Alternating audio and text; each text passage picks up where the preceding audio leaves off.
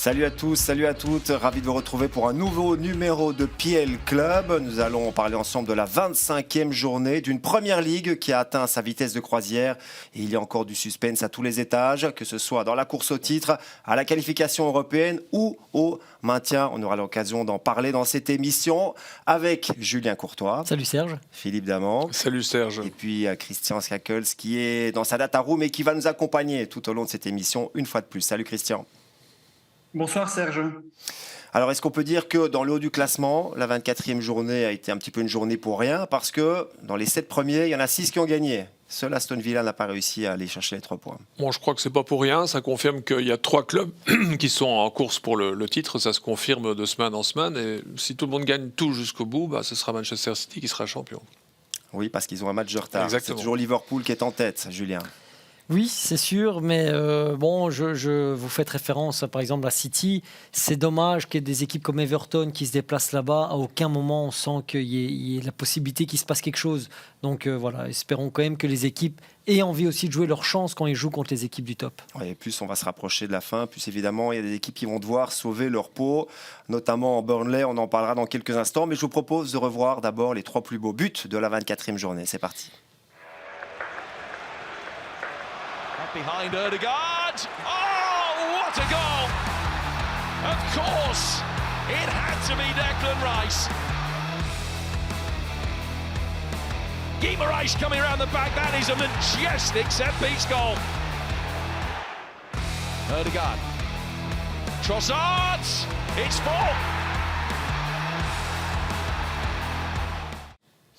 Leandro Trossard, buteur dans la démonstration d'Arsenal du côté de West Ham. Je vous propose de découvrir les faits marquants et comme d'habitude, comme quasiment tous les week-ends, on a énormément marqué en Première Ligue. On va battre normalement le record de buts marqués en une saison en Première Ligue si en tout cas on continue sur cette lancée-là.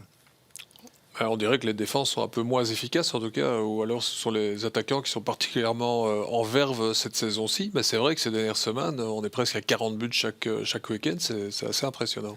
Voilà qui explique pourquoi peut-être, parce que les chiffres sont tombés. La Première Ligue a annoncé qu'ils avaient vendu la saison dernière 98% des tickets disponibles. C'est un spectacle incroyable chaque semaine. C'est clair qu'il y a moyen de voir pas mal de buts, et notamment dans le dernier quart d'heure, on le voit, avec beaucoup de matchs qui se décident dans les dernières minutes. C'est aussi évidemment parce que les matchs sont plus longs qu'avant. Ouais, il faudrait quand même faire la comparaison exacte entre les buts marqués dans les arrêts de jeu par rapport à la saison dernière. Je ne suis pas sûr que ce soit toujours faisable facilement, mais moi, je n'ai pas le sentiment qu'il y a plus de buts dans les arrêts de jeu. Par contre, il y a plus de buts en fin de match parce qu'on voit beaucoup d'équipes qui sont un peu à court de physique. Je pense par exemple à Newcastle ou à Tottenham. Ce sont des équipes qui en fin de match craquent souvent. Et donc ça donne... Vous pouvez ajouter City, on en reparlera. Oui, en deuxième mi-temps, c'est vrai qu'ils ont... Mais bon, maintenant ils sont sur ces 6 matchs de suite où ils ont gagné, plus la Ligue des Champions. Là, je pense qu'ils vont de nouveau être quand même très compliqués à arrêter. Effectivement, le premier match dont on va parler dans cette émission, c'est celui qui va opposer Burnley à Arsenal samedi à partir de 16h. On en parle après ceci.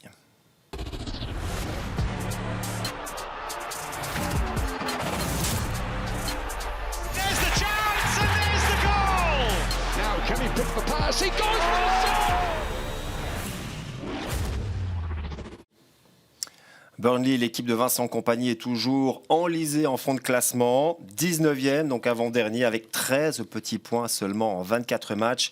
Arsenal, de son côté, est 3e avec 52 points. Il est toujours à 2 unités du leader Liverpool. Sous le papier, c'est un des matchs les plus disproportionnés du week-end. Je dirais même que sur papier, a priori, Arsenal n'encaissera pas. Sur papier, et Burnley devrait ne pas réussir à marquer. Je voudrais vous parler de Vincent Kompany, je voulais quand même faire un parallèle. On dit souvent qu'une équipe ressemble à son entraîneur, et là je trouve que c'est pas vrai l'adage, parce que cette équipe manque d'un caractère incroyable. Je voulais reprendre les statistiques à domicile. Cette saison, ils ont joué sur l'ensemble des 12 matchs. Il y a 3 matchs où ils ne perdent pas. Donc c'est un succès face à Sheffield qui est dernier. Et si on prend les 9 défaites, il y en a 5 où ils ne parviennent même pas à marquer.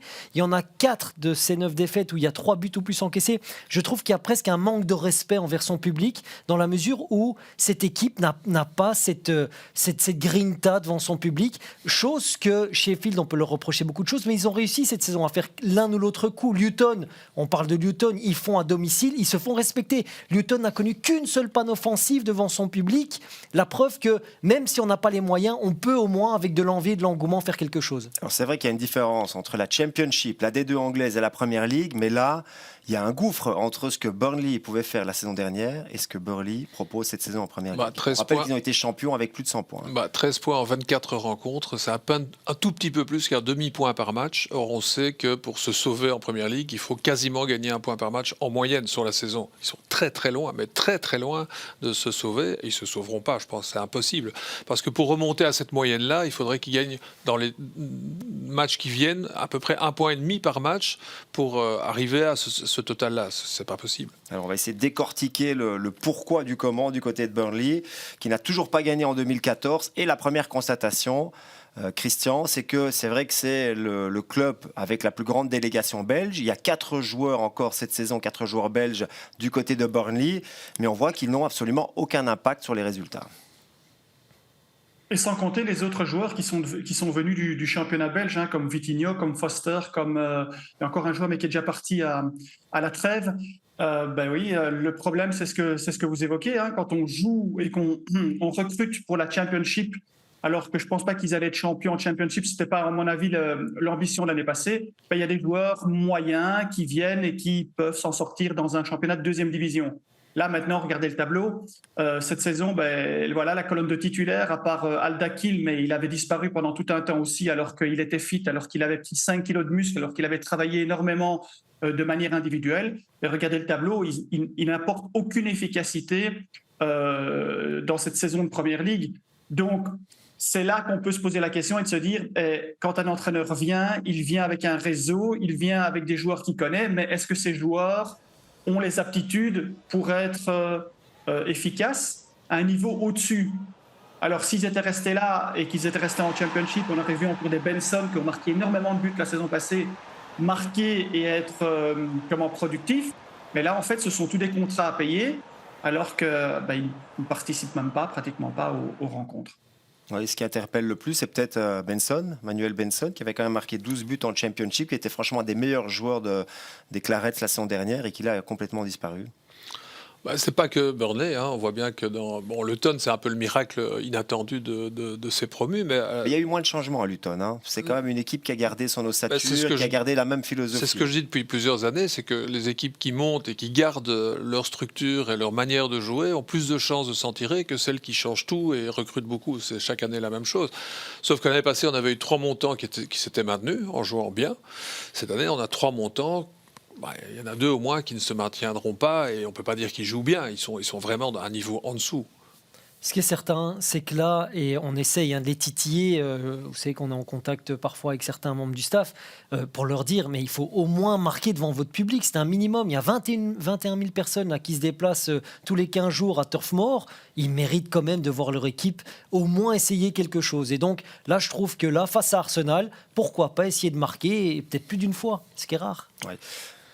Alors, ça fait plusieurs saisons qu'on fait cette émission ensemble, Christian, et pour les équipes qui veulent se maintenir, il y a quand même 2 priorités, c'est pouvoir jouer dans leur reconversion offensive et être efficace au moins sur phase arrêtée, ce qui n'est pas le cas du côté de Burnley. Ce n'est absolument pas le cas. Et en préparant l'émission, Julien m'avait posé la question pour savoir est-ce que Vincent Kompany avait travaillé dans les autres clubs où il était passé, ou même la saison passée en Championship, les actions sur phase arrêtée qui sont très importantes, puisque quand même on marque 25%, c'est moins qu'avant, mais 25% des buts sont marqués sur phase arrêtée. Donc tout ce qui est rare est précieux. Eh bien, c'est une force qu'ils n'utilisent pas. Et on le voit sur ce tableau. Regardez, Crystal Palace presque menacé, Sheffield presque menacé, Nottingham presque menacé et Burnley menacé. Ils n'ont marqué que 3 buts sur phase arrêtée, alors que lui-même, il montait sur tous les corners quand il était joueur et il a marqué des buts mémorables de la tête dans des moments importants. Donc là, il y a quelque chose qui ne fonctionne pas dans le football moderne. Aujourd'hui, son adversaire du jour, lui, il a engagé un type qui leur fait marquer 22 buts sur phase arrêtée depuis le début de la saison et où ils sont les meilleurs dans ce domaine. Et lui, en fait, il ne marque pas sur phase arrêtée. On voit, c'est vraiment très épisodique. Et d'ailleurs, le premier but, c'était sur un deuxième ballon. Voilà, ce qu'on voit là, ça, c'est quelque chose qu'on doit voir régulièrement dans n'importe quelle équipe du monde pour pouvoir atteindre au moins les 25% qui permettraient d'avoir une saison beaucoup plus facile. Mais non, ce n'est pas le cas pour le moment. Et donc, ils sont en danger et ils vont être en danger jusqu'à la fin. Ouais, ce qui est fou, c'est que le but qu'on monte là à Liverpool, il est incroyable. Oshie met un coup de tête du point de pénalty. Mais bon, comme le dit Christian, c'est trop rare que pour devenir une habitude, malheureusement, pour le moment. On les voit marquer des buts. C'est même pas des buts qui rapportent des points en plus. Déjà, qui marquent pas beaucoup sur phase arrêtée. Non. Mais c'est même pas des buts décisifs. Mais même une équipe comme Luton, qui a priori a quand même beaucoup moins de moyens, marque plus sur phase arrêtée. Il y a visiblement plus de travail parce que le problème, c'est ça aussi. Est-ce qu'on travaille suffisamment pour marquer sur ces phases arrêtées? Parce que toute équipe a des phases arrêtées dans un match. Aussi dominé qu'on soit, on a toujours un moment où il y a une phase arrêtée qui peut servir. Je n'ai pas l'impression qu'on regarde Burnley qui a un travail spécifique qui est fait dans ce domaine. Vous faites le parallèle avec Luton, donc je vous le disais, une seule panne offensive à domicile. Est-ce que peut-être aussi Turf Moor est un peu trop raide?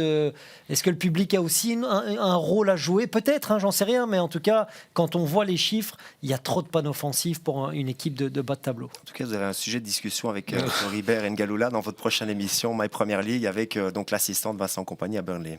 Mais ouais, on lui demandera aussi si effectivement sur les phases arrêtées, est-ce qu'effectivement il y a l'idée d'engager peut-être quelqu'un pour les mois qui viennent? Alors, on l'a compris, la situation de Burnley est quand même très, très, très compliquée. On essaye quand même de trouver une lueur dans la grisaille. Il y a notamment, vous avez relevé d'un point de vue offensif, Christian, la capacité de marquer des buts sur des frappes au rectangle. On en a déjà vu une d'ailleurs sur une phase arrêtée à la base. Oui, et c'était déjà le cas en Championship la saison passée, notamment comme vous l'aviez expliqué avec Manuel Benson. Voilà, le problème, c'est qu'on a essayé de trouver quelque chose dans cette grisaille offensive, et en fait, c'est une compétence, c'est une option qui est utilisée comme plan B.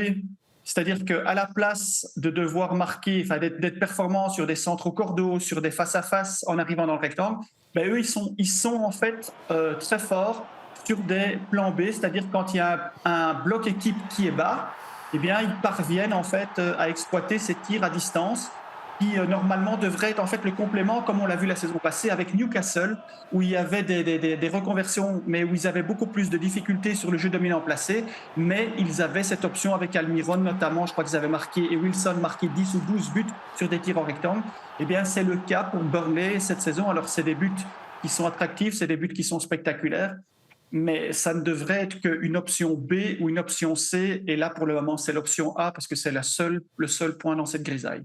Et là, au moins, on a vu les 2 buts à Fulham. C'était la dernière victoire. Ouais. C'est celle du mois de décembre. Là, au moins, ça rapportait des points. Qui était un petit miracle en soi. Hein, ouais. Mais ça aussi, on en parlait avec Floribert. Il va falloir des miracles. Sheffield a réussi, je vous rappelle, à aller chercher un partout du côté de Villa quand Villa jouait pour le titre, enfin pour la tête plutôt. Luton en a fait des miracles, notamment. Ils ont pris 4 points sur 6 face à Newcastle. C'est ça qu'une équipe comme Burnley devrait au moins savoir faire. Jusqu'ici, cette saison, ils n'ont pas réussi un miracle, et peut-être recevoir Arsenal, c'est peut-être l'occasion. Je maintiens qu'ils doivent prendre 25 points en 14 matchs, et pour l'instant ils n'en ont pris que 13 en 24. Ça sent je vois pas comment ils pourraient y arriver. Le match à Liverpool il y a quelques jours, ils sont bons sur une partie du match mais pas sur l'entièreté. Non, bien sûr, ils ne sont pas capables d'être consistants du début à la fin d'une rencontre. Oui, en début de saison on les voyait souvent vouloir faire le jeu, aller jouer très haut, notamment à domicile. Ils se faisaient prendre en contre systématiquement. Je pense qu'ils ont un petit peu réglé ce souci-là, notamment en passant à une défense à 4 au lieu d'une défense à 3. Mais ça ne suffit pas. Ça empêche peut-être de prendre 3 buts de suite en une demi-heure, mais ça n'empêche pas de continuer à ne pas prendre de points. Et le premier problème, il est là. C'est que si on ne prend pas de points, on ne peut pas se sauver. Pour finir sur une note positive, Jürgen Klopp, mais vous savez comment ça se passe entre coachs. Il a été très respectueux envers Kompany en disant que c'était quand même magnifique ce qu'il faisait comme travail. La réalité, nous, on aimerait aussi dire que Vincent fait un super boulot. Maintenant, il n'a peut-être pas le matériel humain, mais c'est vrai qu'en termes de points, c'est quand même famélique.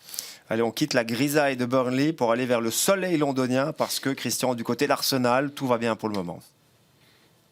Ouais, 2024, là, ils sont en roue libre pour le moment. Ils nous avaient fait douter un peu dans cette fin du mois de décembre avec quelques défaites. Mais là, maintenant, il a repris le flambeau et ça recommence de nouveau à rouler. Voilà, c'est 4 victoires avec 16 buts marqués, 2 buts encaissés. Je pense que, voilà, on ne sait pas faire mieux pour le moment avec des matchs quand même importants. Il y avait quand même Liverpool et West Ham là-dedans.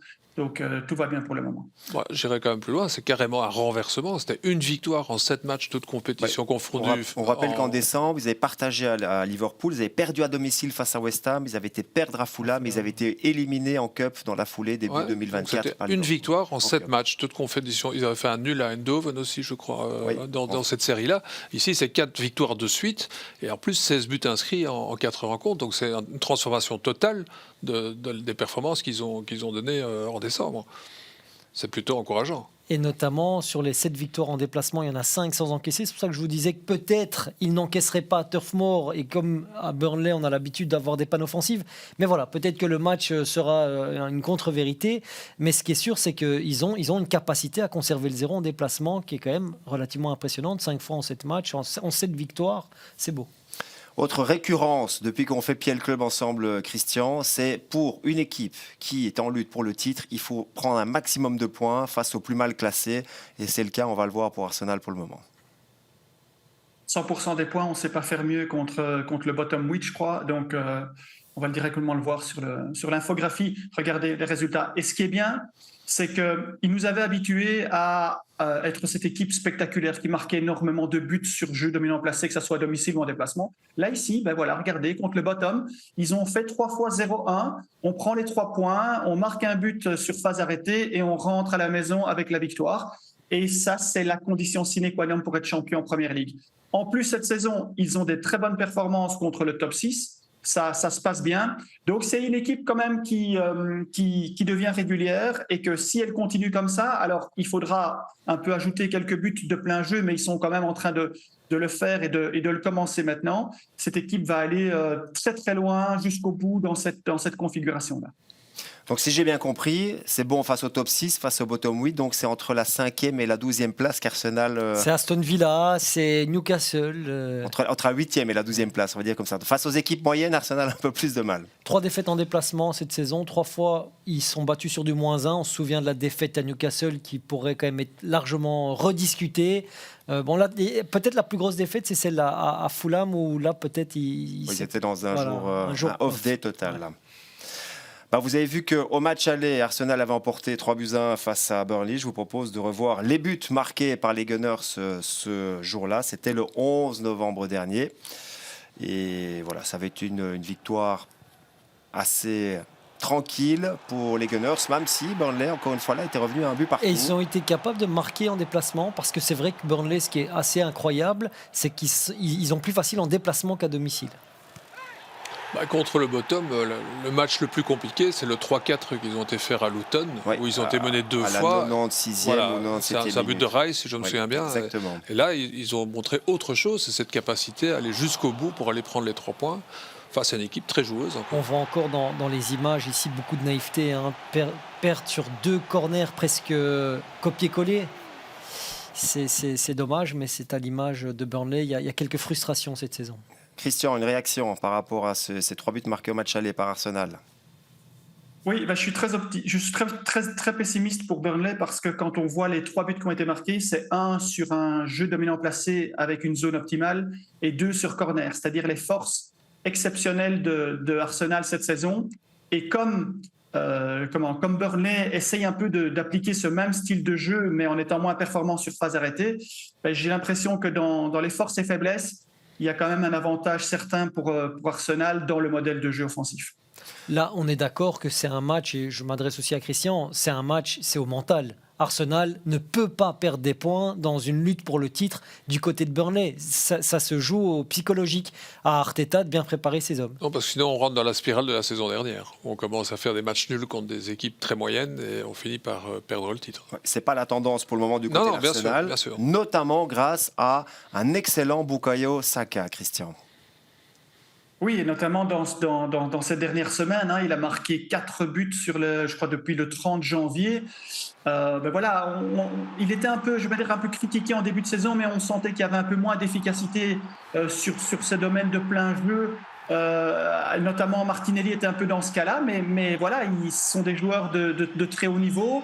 Ils ont compensé cette période où ils étaient moins performants de plein jeu par beaucoup de buts sur phase arrêtée, et donc ça rééquilibrait notamment avec des victoires 0-1 en déplacement. Et là, il est de nouveau en super forme, il relance la machine, il fait de nouveau ses appels de out vers in, il est tout le temps à la réception et il est très efficace. Donc quand lui fonctionne, quand Martinelli fonctionne, quand Trossard fonctionne, ça déroule comme dans le match contre West Ham. Ça a été le cas face à West Ham, mais aussi face à Liverpool quelques jours plus tôt. Voilà pour cette rencontre qui sera, Philippe, le fil rouge de Goals of the Day, samedi. Rendez-vous à 15h45. Pour un coup d'envoi à 16h. Voilà pour cette rencontre. On passe à l'affiche du week-end qui va opposer Manchester City à Chelsea. He was one of their own, destined to deliver in sky blue. But times change. The history makers. We've seen in the past. Cole Palmer can come back to haunt his old club here. One moment can change it all. Palmer makes it 4-4. City's title challenge awaits his return.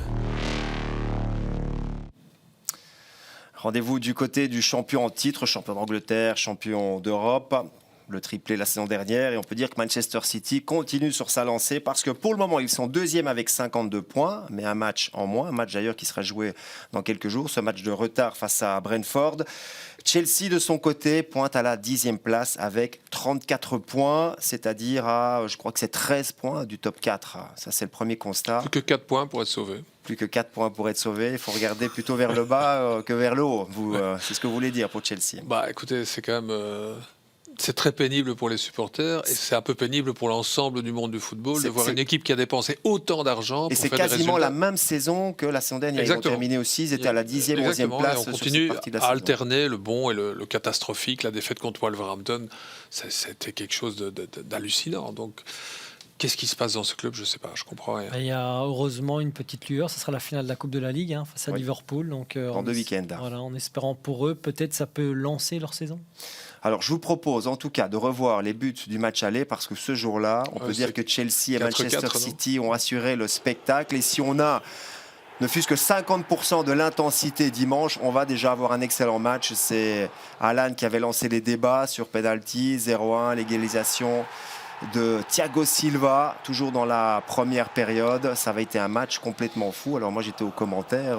C'est un des meilleurs matchs de Première Ligue qu'il m'ait été donné de commenter. Ouais, c'était la période où City a commencé à perdre des points. Ils ont fait une série de moins bons matchs. Ils avaient perdu aussi à Wolverhampton, si je me souviens bien, la semaine d'après. Donc voilà, c'était la phase de moins bien de Manchester City, comme chaque année. Mais là, ils sont dans leur phase de on ne perd plus rien. Effectivement, ils sont d'ailleurs sur 11 victoires consécutives, toutes compétitions confondues. Ça avait commencé au championnat du monde des clubs. Oui, mais en effet, ça faisait partie des matchs où on voyait que City était capable de galvauder des points. Parce qu'on le voit quand ils mènent 2-3, en général, City ne se laisse pas rejoindre. Ils vont d'ailleurs mener 3-4. Ils mènent 3-4 sur cette frappe déviée. Et malgré tout, je pense à la 90e, il y a le penalty de Cole Palmer. Exactement. Et ce n'est pas la première fois. À domicile aussi, cette saison, et c'est pour ça que je vous parlais des fins de match de City. On rappelle que face à Liverpool, ils mènent 1-0, ils sont rejoints par Arnold à la 80e, 2 points de perdus. Face à Tottenham, ils mènent là aussi dans cette rencontre à la 90e, 3-3 Kulusevski. Et face à Palace, alors là, Palace, c'est pour ça que je reste persuadé. Alors j'ai jamais dit que City ne ferait pas partie de la course au titre. J'ai dit qu'il ne serait pas champion. Et je maintiens ce que je dis juste pour le jeu. Mais quand on mène 2-0 face à Palace de Roy Hodgson et qu'on encaisse un penalty à la 95e par Olise, ben oui, ce n'est pas le Man City habituel. Je rappelle pour terminer qu'en termes de clean sheet, 4 clean sheets à domicile. Je peux annoncer déjà ici que Chelsea marquera ce week-end. Attendez, je vais quand même avoir un contre-argument. 11 victoires d'affilée depuis. Depuis le retour de Kevin De Bruyne. Oui, justement, on va en parler. Kevin De Bruyne, et on va le voir d'ailleurs, on a préparé un off. Il est de retour depuis la mi-janvier et bon, ils avaient commencé la série de victoires avant. Non, je veux dire le retour parce qu'il s'est déplacé avec le championnat du monde du club, il n'a pas joué. Mais c'est le moment où on a dit, ok, il revient. Depuis lors, ils n'ont plus rien perdu. Mais ça, c'est le moment clé. Ils sont menés par Newcastle, on est à la mi-janvier, il arrive, il marque un but et il va même donner un assist à Haaland Et derrière. encore plus beau que le but. Ouais. Enfin, c'était pas Haaland, hein, c'était Bob. pour Bob. Non, C'était c'est pour Bob dans ce match-là. Mais il a donné un assist à Haaland le week-end dernier. Donc voilà, Haaland aussi est de retour parce qu'il a été blessé aussi pendant quelques matchs. Donc qui peut arrêter cette équipe de Manchester City? Christian? Pas Everton. Bien, on avait discuté avec Jean-François souvent que quand Manchester City avait des difficultés, comme l'expliquait Julien, c'est parce que De Bruyne n'était pas là pour recevoir ce premier ballon et donner dans la profondeur. Maintenant, depuis qu'il est revenu en 2024, sur les 4 assists en Première Ligue, il y en a 3 qui ont été donnés pour des face-à-face, donc dans un jeu rapide ou semi-rapide, et il a donné un but sur phase arrêtée. Donc en fait, on avait bien expliqué qu'il manquait en fait cette personne de transition qu'on cherchait en premier, qui était le meneur de jeu et qui pouvait orienter et donner un ballon dans la profondeur pour Haaland. On le revoit ici. Donc, ils ont cette arme supplémentaire maintenant, au-delà de cette zone optimale de centre, de ce jeu dominant placé et des phases arrêtées. Maintenant, ils vont pouvoir rejouer dans la profondeur et recevoir ces ballons précis qui permettent d'avoir des face-à-face. En tout cas, De Bruyne est revenu en super forme. Il a raté quand même 4-5 mois de compétition, problème d'issue. Il a marqué aussi à Copenhague en Ligue des Champions. Donc, il est quasiment décisif à chaque match depuis qu'il joue. On l'a vu. Christian l'a dit, un assist par match au moins. C'est vraiment en impressionnant. Et en plus, il y a le retour d'Haaland. Il ne faut quand même pas oublier qu'il a été absent pendant cette série de victoires aussi. Ils ont trouvé des solutions. Maintenant, apparemment, Grealish s'est blessé. Ça donne peut-être un peu plus de liberté à Doku de jouer un peu plus aussi dans ces matchs importants. Foden, il avait réussi un triplé. Foden est quand même en train d'exploser aussi. Alvarez, c'est un joueur qui est totalement convaincu toute la saison. Moi, je vois pas qui va les arrêter quand même.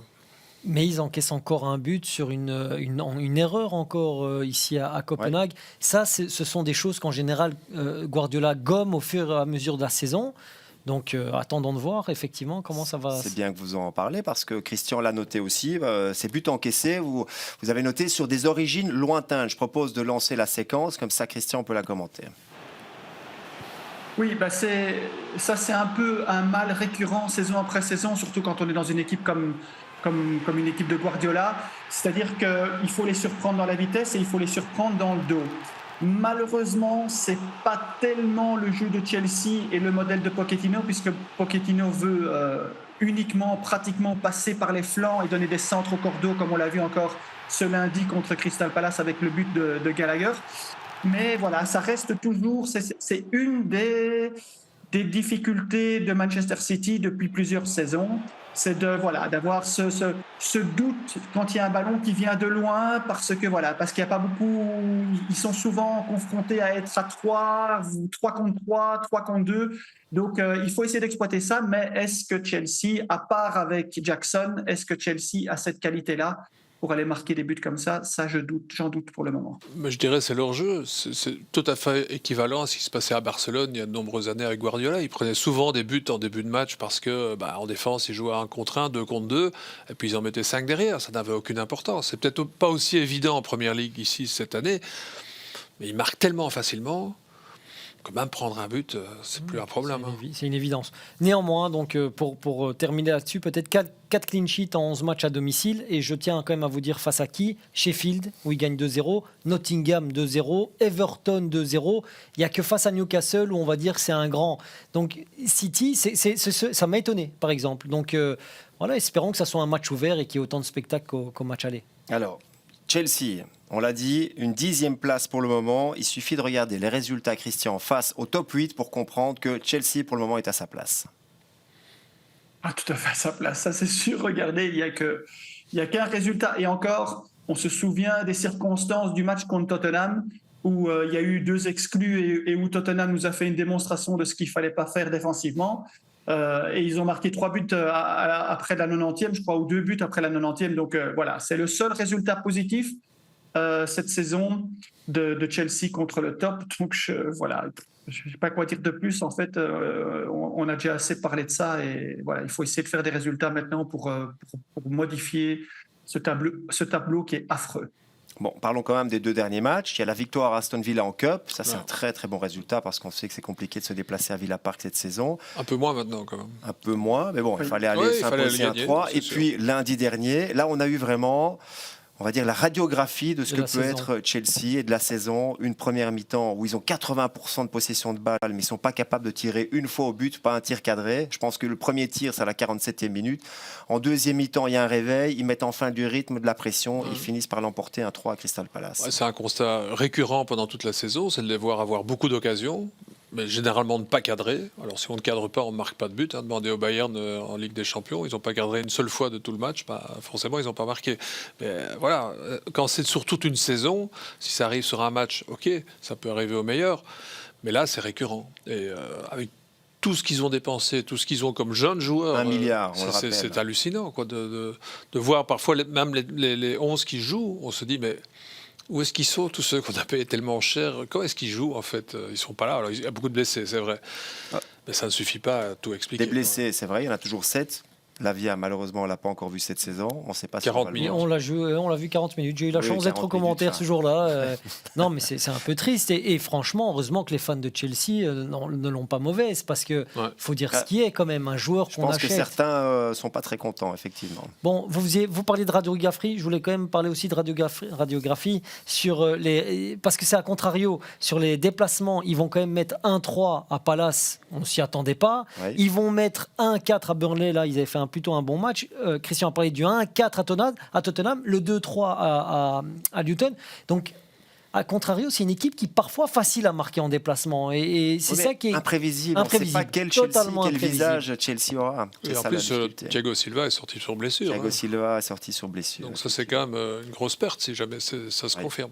Bon, il n'avait pas joué à Villa, par exemple, ça s'était bien passé. On sait qu'il a 39 ans et que. Oui, mais il y a son expérience et en Ouais. déplacement, je pense que ça compte encore un peu plus. Bon, c'est vrai qu'il peut être remplacé par Colwill, qui est excellent, mais qui est quand même beaucoup plus jeune et qui manque d'une certaine expérience, surtout dans des matchs comme ça. Alors, on sait qu'il y a des gros transferts à plus de 100 millions. On se demande encore si ces joueurs valent vraiment cette somme. Par contre, il y en a un qui est une véritable réussite, c'est Cole Palmer, Ouais. ancien de Manchester qui City. n'est pas à ce prix-là, hein, 45. Non, d'accord. Lui, c'était un prix un peu plus abordable, hein, plus dans les standards de ce qu'on peut donner pour un jeune joueur de 21 ans qui avait. C'était déjà effectivement cher pour son profil, où Oui. on ne savait pas trop où il allait, mais quelle réussite. Et il avait commencé la saison avec Manchester City. Il a même marqué pour City dans le Community Shield face à Arsenal. Et je vous propose de retourner du côté de Christian parce que Cole Palmer, c'est la belle réussite. Il a marqué 10 buts et 6 assists, réussi 6 assists, mais il a quand même marqué 5 pénaltys. Et on voit que Chelsea est plutôt efficace sur pénalty. Et vous avez aussi, on va dire, trouvé un autre secteur de jeu dans lequel, offensif, dans lequel Chelsea peut être brillant. C'est sur les centres, marqué sur centre.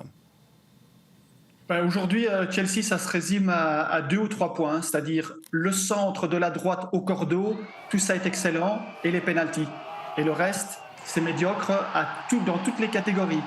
Donc, voilà, donc s'il faut se sauver en marquant des pénaltys et en ayant juste l'option que vous voyez ici, notamment avec ce but de Gallagher qui vient de deuxième ligne, alors c'est une force, c'est formidable, mais pour pouvoir jouer à un niveau plus haut, il faut avoir beaucoup plus d'options, il faut pouvoir passer par le flanc gauche, il faut pouvoir aller en reconversion rapide comme on voit ici, mais ce n'est pas encore suffisant pour pouvoir titiller le haut du classement. Il y avait aussi un point positif, je trouve, dans ce match-là à Crystal Palace, la montée au jeu d'Nkunku. On sait que c'est quand même un joueur avec un haut potentiel, qui a aussi été blessé pendant toute une partie de la saison. Il n'a pas marqué, il n'a pas fait d'assist, mais son énergie a apporté quelque chose dans l'équipe et a tiré l'équipe vers le haut. Ça ne peut amener qu'un plus. Un bon Nkunku, surtout qu'ils ont vendu Broja, donc c'est vraiment maintenant, ils ont misé sur la présence d'Nkunku, donc espérons qu'il n'y ait plus de rechute comme ça a été le cas. Mais ce qui est certain, c'est que cette équipe de Chelsea peut, comme vous le dites, imprévisible, capable du meilleur comme du pire, et quand même souligner cette capacité de Cole Palmer, parce qu'il fallait être capable quand même de quitter, alors certes le banc très confortable de City où il allait jouer 5-10 minutes, prendre je suppose un salaire confortable et des trophées pour aller dans un bourbier, hein, parce que signer à Chelsea c'était un bourbier. Chapeau à lui d'avoir quand même pris le risque. À cet âge-là, il avait envie de jouer, donc il a eu des garanties sans doute. À mon avis, du côté du salaire, ça ne doit pas être pire qu'à Manchester City. Mais voilà, c'est un bon choix jusqu'à présent. Sauf qu'il joue dans une équipe qui est 10e actuellement, mais qui peut gagner, pourquoi pas, la Coupe de la Ligue. Et qui peut encore aller loin en Cup parce qu'ils sont qualifiés pour les 8e de finale face à Leeds. C'est même obligatoire. Ouais. Parce que sinon, en championnat, je ne vois pas comment ils vont arriver à décrocher une place européenne. Et 2 saisons de suite sans jouer l'Europe avec de tels investissements, Je ne vois pas comment on défend ça devant un conseil d'administration. Donc, ils doivent absolument remporter la Coupe de la Ligue contre Liverpool ou aller ou remporter la Coupe d'Angleterre. Mais c'est leur seule option pour aller en Coupe d'Europe l'année prochaine, je pense. Conseil d'administration où le nom de José Mourinho revient de plus en plus.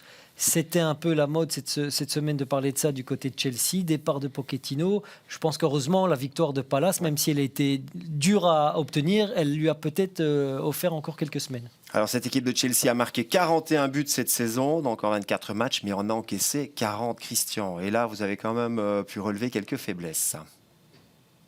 Là où il faut mettre en place défensivement d'abord avant de construire quelque chose offensivement, eux, ils font le contraire. Donc là aussi, c'est vraiment pas bon. C'est une des mauvaises défenses de ce championnat.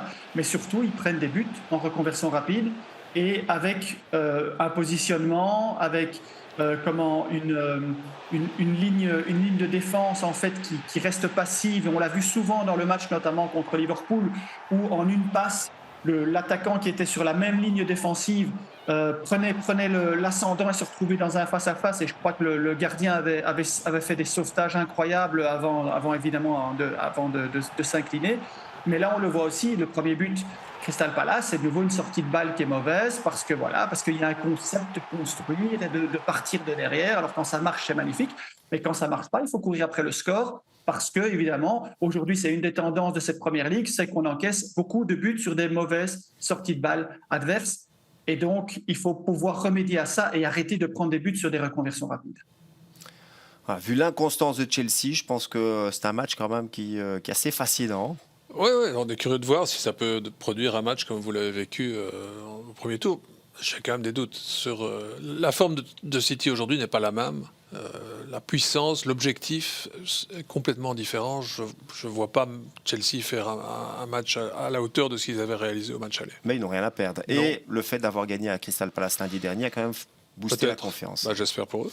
Allez, rendez-vous samedi à 18h30 donc, pour cette rencontre entre Manchester City et Chelsea. Voilà pour les deux rencontres dont on voulait vous parler dans ce PL Club. Voici les rendez-vous du week-end prochain. Ça commencera samedi avec Brentford-Liverpool. Liverpool qui pourra consolider sa première place. La suite avec vous, Philippe. Ouais, ce sera Goal of the Day. Donc on retrouvera Arsenal en déplacement à Burnley notamment. Man City-Chelsea à 18h20, à ne pas rater, c'est le choc du week-end. Puis Brighton qui doit se refaire une santé, mais on a l'impression de dire ça chaque semaine. C'est en déplacement à Sheffield qui a gagné quand même. C'est à 14h55. Luton Man United, 17h25, ce sera pour dimanche. Et puis il y a encore lundi, ça c'est pour vous je pense. Oui, Everton Crystal Palace. Là on va parler surtout du maintien. Et par contre, Manchester City va enfin jouer ce match de retard face à Brentford. Ça, ce sera pour moi, mardi à 20h25. Et puis Liverpool-Luton, c'est aussi un match qui est avancé. Eux, ils prennent un peu d'avance. Oui, parce que la finale de la Coupe de la Ligue. Ils jouent la finale de la Coupe de la Ligue, justement, face à Chelsea le week-end d'après. Voilà pour le programme. N'oubliez pas non plus de suivre tous les week-ends de Christian et le Discord, la communauté Vous Sport, n'est-ce pas Christian ? Ah oui, Serge, je vais retrouver les abonnés. Mais en fait, maintenant, c'est eux qui me donnent rendez-vous. Donc, je serai peut-être là aussi dans Goal of the Day.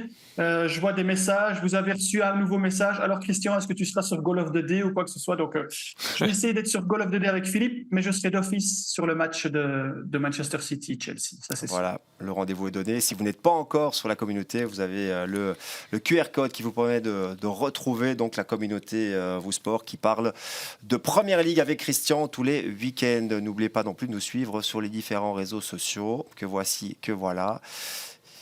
Et ça nous permet de clôturer cette émission. On va vous souhaiter évidemment un très très bon week-end de Première Ligue sur Vous Sport World en compagnie de Julien. Merci. Ouais, merci à vous. De Philippe. Merci à vous, Serge. Et de Christian. Et on se retrouve évidemment la semaine prochaine pour un nouveau rendez-vous. Bye bye. Nouvelle journée de Première Ligue ce week-end sur Vous Sport World. Samedi dès 13h25, profitez de Brentford-Liverpool. Puis à partir de 15h45, votre traditionnel Goals of the Day avec Burnley face à Arsenal, Fulham qui accueille Aston Villa, le déplacement de Bournemouth à Newcastle, mais aussi Nottingham Forest, West Ham, sans oublier Tottenham contre Wolverhampton. Et à 18h20, vivez le duel entre Manchester City et Chelsea. Ensuite, dimanche, dès 14h55, vivez la réception de Brighton à Sheffield United. Et à 17h25, suivez Luton Town, Manchester United. Enfin, lundi, dès 20h55, retrouvez Everton, Crystal Palace. Bon week-end de foot anglais sur vous Sport World.